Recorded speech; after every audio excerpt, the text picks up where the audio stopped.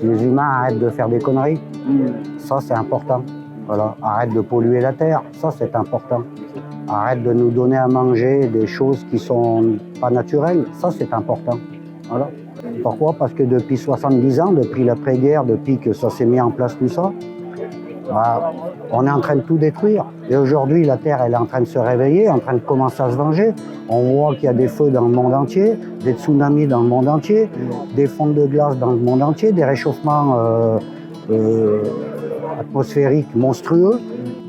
Et tant qu'on ne changera pas au niveau politique d'objectifs et qu'on continuera à faire de la politique pour ceux qui détruisent la Terre, des bailleurs Monsanto, les banques, qui eux, c'est tout gangréné, tout ça, c'est une toile d'araignée monstrueuse et qui pense qu'au profit.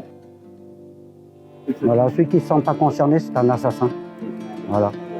Et il ne pense pas à ses enfants, il ne pense pas à ses petits-enfants et aux générations futures. Voilà. Ma génération et les un peu plus grands, c'est ceux qui ont vécu leur enfance, dans laquelle on leur a dit la planète c'est important, etc. Il faut protéger sa planète. Si on nous apprend que la planète c'est important, et c'est bien qu'on nous apprenne ça, forcément, en grandissant, on va prendre conscience plus sérieusement quand on est enfant et on va agir en conséquence, quoi. Moi, ça m'énerve quand on insiste trop sur les petits gestes du quotidien, parce que c'est important qu'on recycle, etc. Mais les petits gestes du quotidien, ça sert à rien si au niveau global, au niveau mondial, les grandes industries fossiles ou du pétrole, elles font rien.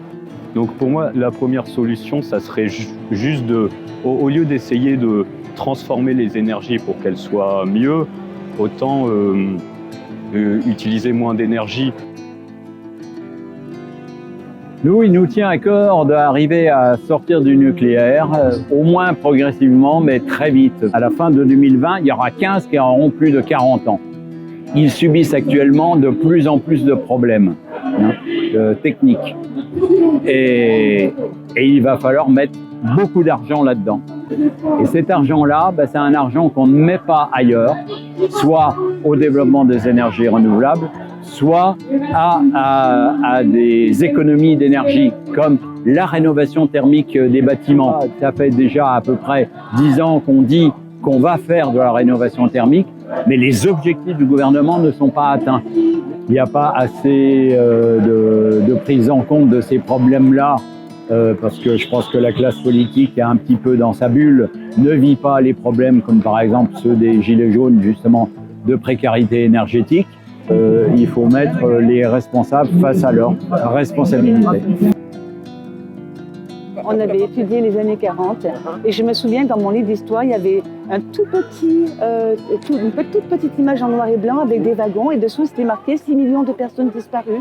Et plus tard, jeune adulte, j'ai beaucoup lu de documentaires là-dessus et je me suis dit, il n'est pas possible que dans ma vie, je ne sois pas témoin à une époque d'un nouveau totalitarisme. Mais quelle forme celui-ci pourra-t-il prendre? Et petit à petit, c'est dessiné un truc jusqu'au jour où dans l'IB, un grand article, double page, il y a 15 ou 20 ans, le transhumanisme. Et au fur et à mesure de ma lecture, je me suis décomposée. Et à l'époque, ce qu'il disait, c'est qu'il y avait 1000 personnes aux États-Unis, des financiers, des scientifiques, des politiques, des industriels, et qui préparaient le futur, à savoir la suppression de l'être humain dans son essence. Et le biotechnocentrisme est au service du transhumanisme. Voilà. Donc, c'est-à-dire une chosification de tout le vivant dans son ensemble, y compris l'être humain. Et eux, ils programment l'obsolescence de l'humain, mais ils le font comme quelque chose, comme étant une étape naturelle de notre destinée humaine.